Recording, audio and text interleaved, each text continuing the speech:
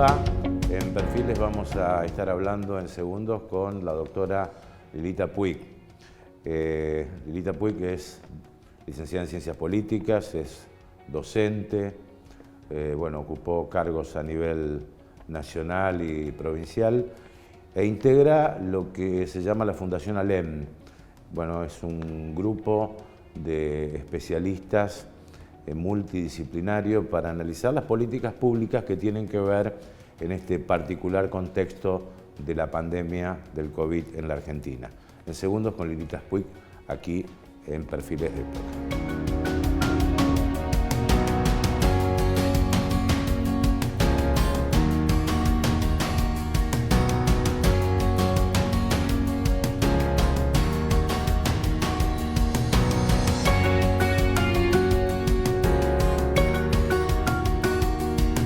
Bien, como habíamos dicho en la introducción de nuestro programa, la doctora Puig, no solamente en su carácter de licenciada en Ciencias Políticas, docente, como decíamos, y también de haber ocupado cargos a nivel electivo, integra la Fundación ALEM que, analiza políticas públicas en este particular momento que vive el país.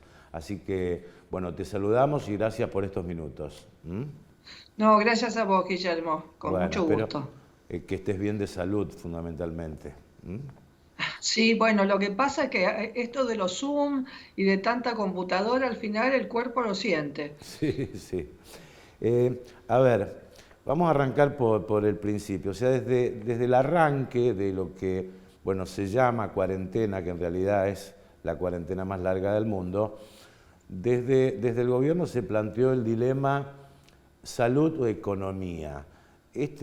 ¿Para ustedes es un dilema válido o puede haber otra alternativa?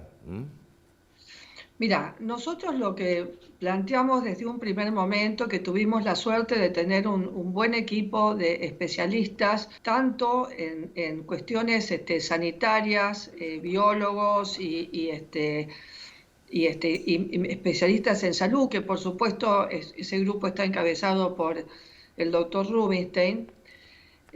Tuvimos la percepción siguiente, ¿no? Que era necesaria la cuarentena a los fines de atender el enorme déficit que el país tenía en materia de salud. Hicimos un recorrido por todas las provincias y nos dimos cuenta de que efectivamente era necesario, en la medida de lo posible, tratar de cubrir ese bache de la falta de unidades de terapia intensiva, sobre todo en el interior del país realmente es un problema muy serio. Es decir, hay provincias como por ejemplo Río Negro que únicamente tienen un solo hospital, con lo cual con las condiciones sanitarias para atender la naturaleza de la pandemia, con lo cual imagínate lo que eso implica en términos de una provincia que tiene una gran extensión territorial. Pero sabíamos que estaban estos déficits y consideramos que era necesario, que estaba bien acompañar la cuarentena de ese momento, siempre que se cumpliera con esa finalidad. Pero rápidamente se planteó la necesidad de que el presidente debía rodearse de un grupo multidisciplinario, es decir, no solamente para atender la cuestión sanitaria y además con mucho vínculo con el sistema científico por el desconocimiento que hay aún todavía sobre los efectos del virus, sobre su naturaleza, sobre las distintas modos de atender, del tipo de medicación que se necesita para poder atender, es decir, todo lo que se desconocía, sobre todo a principio, lo que fue en el mes de marzo, fines de la última quincena de marzo cuando largamos, pero que además tenía que integrarse con equipos de sociólogos, economistas, antropólogos, comunicadores, es decir, tener un equipo multidisciplinario que la atendiera, porque toda pandemia no es una mera infección. Digamos, cuando la infección alcanza a las poblaciones, se producen efectos sociales y efectos económicos, sobre todo como en el caso que ya se veían por lo que había pasado en China, por lo que había pasado en la propia Europa, de lo que ha significado el parate de la economía. Así que nosotros, en realidad, desde un primer momento lo que dijimos fue, no, el presidente necesita estar mejor asesorado. Y no nos planteamos que hubiera una oposición entre atender la salud y la economía, sino más bien todo lo contrario, que los problemas económicos iban a ser el resultado de las políticas sanitarias y de la propia pandemia, ¿no? Así que bueno, no Lilita, compartimos esta claro. idea de que hay un antagonismo entre una cosa y la otra. Lilita, ustedes desde la Fundación hablan de una salida ordenada de la cuarentena, ¿no? ¿Cómo sería, digamos, esta salida ordenada?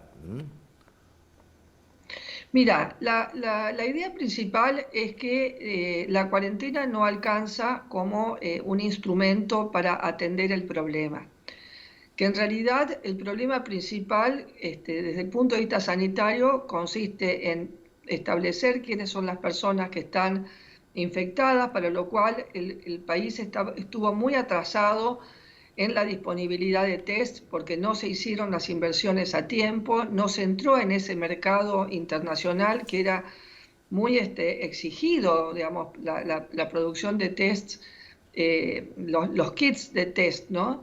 Entonces, y además un tipo de test que necesitaban en ese primer momento tenían muchas exigencias en términos de equipamiento. La Argentina tenía y tiene buenos laboratorios a lo largo y a lo ancho del país como para poder hacer esos tests, pero lamentablemente no se contó con los insumos para hacer los tests.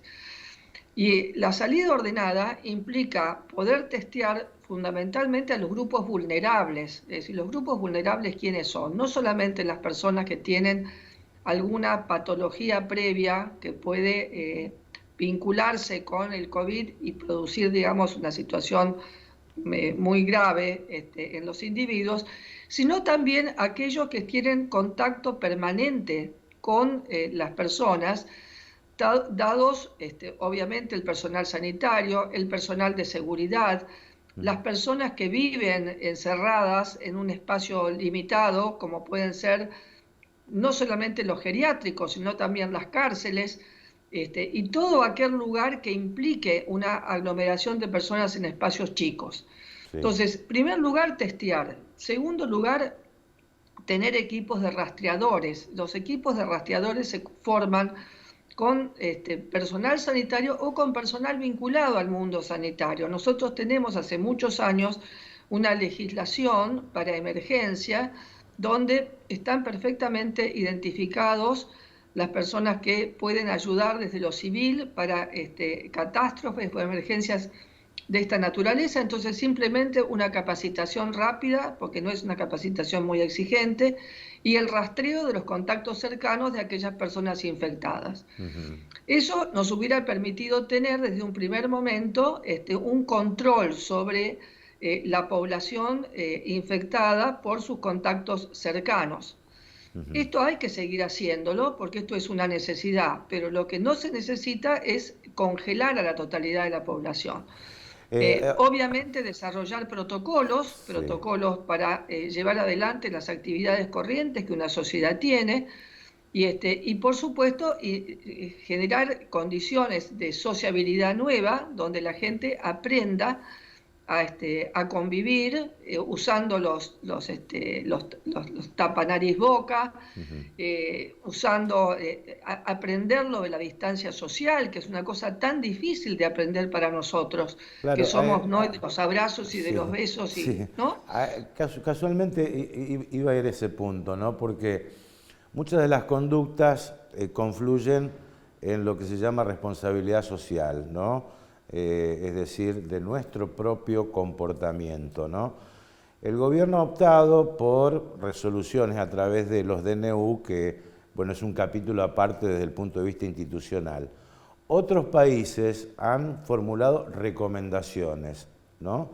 Y es decir, nuestro país, nuestra ciudadanía está preparada como para poder asumir esa responsabilidad social a través de una recomendación, digo, porque las muestras que se dan permanentemente no lo indican así. o te parece que no es así? ¿Mm? Mira, yo creo que ha habido un error en la comunicación. Es decir, la comunicación ha estado centrada en generar miedo, lo cual lo que ha producido en una enorme cantidad de gente son problemas serios de encierro, que se transforman en encierros patológicos, te diría en alguna medida, desde el punto de vista de la salud mental, ¿no? Y no ha privilegiado casualmente esto, que es quizás lo más difícil de lograr en una sociedad como la nuestra. ¿Por qué? Por el tipo de costumbres que nosotros tenemos. Entonces, hacer conocer, digamos, cómo se reducen los riesgos cuando uno mantiene la distancia social, es decir, la importancia de usar adecuadamente el tapaboca o el barbijo que tiene que cubrir la nariz, explicar que no hay ningún riesgo con que uno lleve la nariz y la boca tapada si anda haciendo actividades físicas, etcétera. Todo ese tipo de información no se le ha brindado a la población. Entonces, obviamente, después, digamos, se puede recomendar o se puede prohibir. El tema del prohibir trae otro tipo de problema. Es decir, ¿quién se encarga dentro del Estado de hacer cumplir la prohibición? Vos sabés también como yo que no basta con tener la ley. La ley tiene Sí, un componente sancionatorio sí. que el Estado tiene la obligación de hacerlo cumplir. Ahora, ¿qué hemos tenido, qué nos ha pasado? Primero que, bueno, ¿quién se ocupa de decirle al chico que está en la plaza, alejate, no estés tan cerca, no compartás el mate? Claro. Ahí hay un problema serio, es la policía, los inspectores de control de la municipalidad, bueno, eso no está Ahora, resuelto. esto Lilita, digamos, por un lado la falta de control, que es prácticamente imposible, porque no podés, digamos, apostar un policía, un gendarme, una fuerza de seguridad por cada ciudadano, es una cuestión imposible, la ley está para ser cumplida. Ahora, de pronto, que estas situaciones se toleren y que el presidente diga, bueno, ¿de qué cuarentena nos hablan? ¿No profundizan lo más íntimo, lo que se llama anomia? Es decir, yo sé que está prohibido, no obstante lo hago igual. ¿Esto no es muy Yo peligroso como comparto tu comunidad? argumento, ¿Eh? yo comparto tu argumento. Te escuché el argumento por la radio y me parece que es un argumento tremendo porque en un país anómico como generar condiciones para que la ley no se siga cumpliendo, que muchos incumplimos la ley. Yo personalmente me tengo que hacer cargo de lo que me toca, no voy a decir qué, pero es de posible cumplimiento prohibir la posibilidad de que las personas se junten en la intimidad, sobre todo cuando hay una sobrecarga si no estamos en una normalidad en términos laborales, todo el mundo está con los Zoom y con sus trabajos de teletrabajo, y las mamás y los papás también están a cargo de la educación de sus hijos. ¿Y qué pasa con el tiempo en el que ellos tienen que trabajar? ¿Cómo se resuelve el problema de que no venga nadie a cuidar los chicos por un lado y por el otro lado haya que cumplir con las tareas laborales? Yo creo que hay como una falta de conocimiento de lo que está pasando en la sociedad y que el gobierno está con un problema muy serio de que más allá de que se haya enamorado o no de la cuarentena, tiene el problema de que no sabe cómo salir. Y no sabe cómo salir porque está encerrado en ese mundo chiquito de un grupo de médicos que pueden ser muy buenos, pero que tienen un conocimiento limitado. Conocen sobre individuos, no conocen sobre problemas de infecciones en las poblaciones, no son especialistas en pandemia. Entonces me parece que hay como dos cosas. Por un lado, este problema de una restricción en el conocimiento, en la información, y por el otro lado también que es más fácil gobernar cuando vos tenés a las personas encerradas. Y esto yo creo que es un elemento que no hay que perder, no hay que perder. La Argentina es el único país federal que no ha delegado en las provincias la resolución de las políticas Claro. respecto de la pandemia. Todo el Lilita, resto de los países federales hay una coordinación, pero las decisiones se toman a nivel estadual, a nivel sí. provincial. Cosa que acá no ocurre. El nivel de centralización es brutal. Sí, me gustaría hablar, vamos a hacer una pequeña pausa, un minuto puede ser. Nos quedan unos poquitos minutos, hay muchas preguntas que me gustaría hacerte. Casualmente lo último que hablaba, si hay una mirada absolutamente metropolitana de lo que pasa. ¿Qué ocurre cuando los chicos no tienen clases y se desaniman, ¿no? Y además de la desigualdad que significa la virtualidad educativa, ¿no? Pero, ¿y qué escenario te imaginás post pandemia, ¿no? Así que en un minuto volvemos con vos.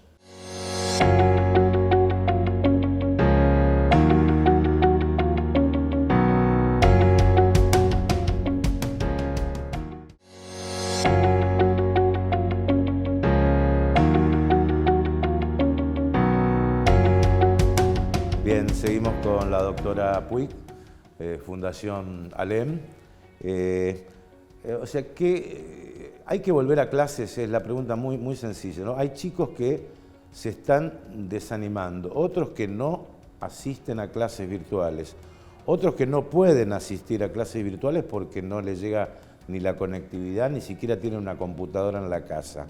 Es decir, ¿qué análisis hacen ustedes de un año que muchos ven perdido? Nosotros estamos muy preocupados y hemos estado ayudando, digamos, a una presentación de un proyecto de emergencia educativa en el Congreso de la Nación, porque creemos que es urgente la necesidad de la vuelta a clase, que no hay justificativo alguno para que en todos estos meses no se hayan realizado por parte de los ministerios de educación las tareas necesarias para resolver problemas edilicios que impidan tener un protocolo sanitario para el inicio de las clases. Y fundamentalmente es importantísimo que los chicos que no tienen conectividad de ninguna naturaleza sean los primeros que vengan a clase. No se puede seguir tratando al universo total de los alumnos, sino que tiene que haber una política que discrimine distintos tipos de alumnos y atienda rápidamente a aquellos que están en las peores condiciones. Nuestra perspectiva es que la situación puede llegar a ser muy grave, generando, digamos, esto sí que va a ser una grieta en serio, una ruptura entre los chicos que pertenecen a familias que no van a tener acceso a ningún tipo de conocimiento durante este año y aquellos que gracias a que tienen familias culturalmente en ventajas culturales, más allá del desánimo, más allá de todos los problemas que se han presentado, han logrado por lo menos que se logren determinados aprendizajes. Lilita, volviendo a uno de los aspectos que planteaste en el bloque anterior, que es el aspecto psicológico y social de lo que significa el encierro. El gobierno, bueno, ahora ha avanzado el gobierno nacional, incluso sobre las propias provincias, en la prohibición de las reuniones familiares y afectivas, ¿no? Y, bueno, y prácticamente libera la posibilidad de trabajar porque se trabaja con protocolo y hay más seguridad.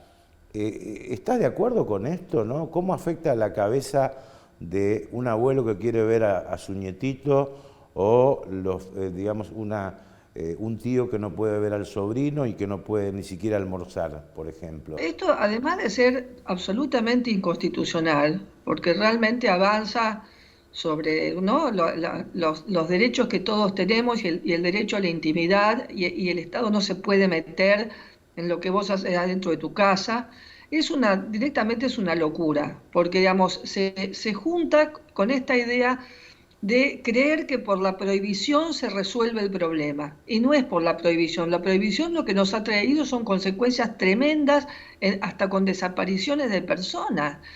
Es decir, porque en definitiva también se ha liberado a la acción, a la acción policial, que uno lo ve en muchas provincias, no solamente el caso del chico Astudillo Castro en la provincia de Buenos Aires, o Castro Astudillo en la provincia de Buenos Aires, sino en otras provincias también. Es decir, la prohibición es muy mala y sobre todo es muy mala cuando no está garantizado que se hagan acciones en el marco del Estado de Derecho. Y además, desde el punto de vista psicológico, obviamente es altamente destructivo, porque digamos, la gente tiene miedo a enfermarse, pero más que miedo a enfermarse, tiene miedo que lo lleven a los hospitales y quedar encerrados en una pieza sin contacto con el exterior. Ese es el miedo verdadero que anda dando vuelta, es decir, la naturaleza del protocolo sanitario que hay para la enfermedad. Inclusive la cantidad de gente en otras provincias que, como son llevados a hoteles, se niega absolutamente a decir que está enfermo. Claro. ¿No? Este asunto de la provincia de Buenos Aires, que tuvo que salir el gobernador a ofrecer 500 pesos para que la gente vaya a un hotel a cuidarse. Es decir, eso es no entender la naturaleza de los problemas que la sociedad está teniendo. Pero para hacerla corta, sin duda que los problemas psicológicos son grandes y sobre todo son grandes en aquellos lugares donde las habitaciones son, las casas son muy pequeñas y hay demasiados habitantes en ellas. Y no estoy hablando solamente de los lugares de mucha pobreza, sino gente que vive en departamentos y que tiene 5 o 6 personas en un lugar chico porque no estaba previsto que esa gente viviera todo el tiempo en ese lugar. Y hay muchos problemas relacionados con esto, con los jóvenes. Ha aumentado la violencia de género, ha aumentado los últimos... La violencia de género es impresionante. Ha aumentado el alcoholismo. Los datos y de abuso infantil también, las dos cosas, porque la escuela es un continente para los chicos que tienen problemas de abuso en su hogar.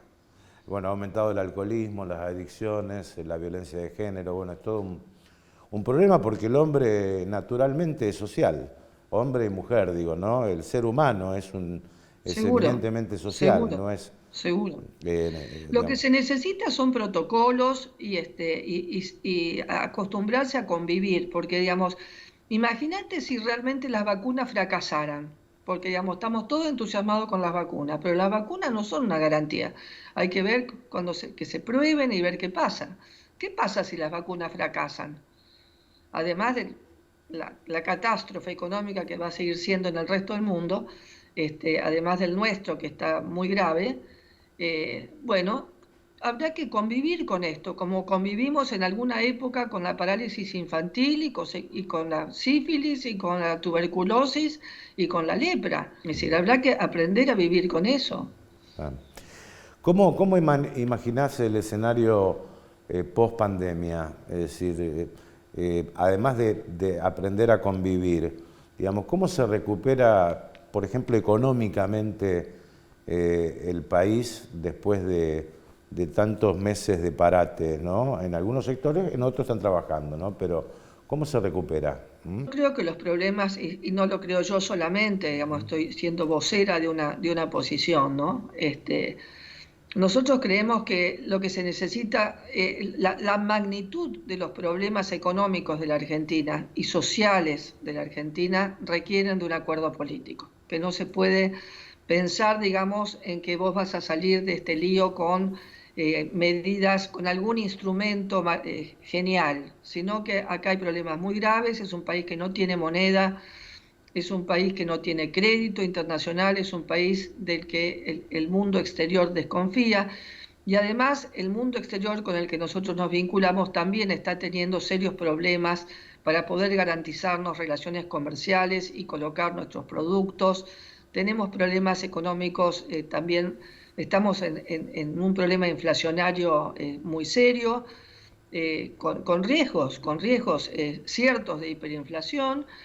Entonces, lo que se necesita es darle certidumbre a las relaciones económicas y para esto se necesita que toda la dirigencia política, todos los partidos políticos y los actores económicos y sociales confluyan en un acuerdo estratégico para que este país pueda no solamente poner su economía en funcionamiento, sino también tener un horizonte respecto del ordenamiento de la economía.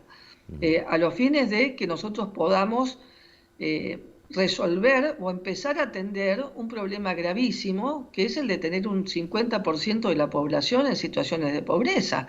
Sí. Es decir, no se puede pensar en pequeñas cosas, en pequeños instrumentos de política, bueno, hacemos un incentivo a tal cosa. Ayer salió una información de que la Argentina es el país en el mundo que más destruye empresas. No, bueno, ese es un dato que no es un dato menor en términos de el diseño de una estrategia económica en un país que necesita de exportaciones para poder tener divisas y porque las divisas son necesarias para comprar los insumos que necesitamos para que nuestras industrias funcionen. Ahora, esto no es fruto de la voluntad de nadie, es decir, se requiere un gran acuerdo político digamos, que dé lugar a una propuesta económica consensuada. Si no, vamos a seguir dando vueltas y volviendo digamos, manteniéndonos en la decadencia en la que estamos, ¿no? Que encima ahora hay que sumarle el enorme riesgo de esa brecha educativa en un momento en que la Argentina transita ese momento de la historia de los países donde se da lo que se llama el bono demográfico, es decir, el momento en que hay mayor cantidad de gente joven que de gente adulta. Sí. Lilita, así que estamos muy complicados. Lilita, muchísimas gracias por tu tiempo, muchas gracias por esta comunicación. No, gracias a vos, Guillermo. Bueno, gracias. Bueno, Lilita Puig, bueno, le agradecemos como siempre a Maggie y a Gastón en la producción y realización de este programa. Hasta nuestro próximo encuentro.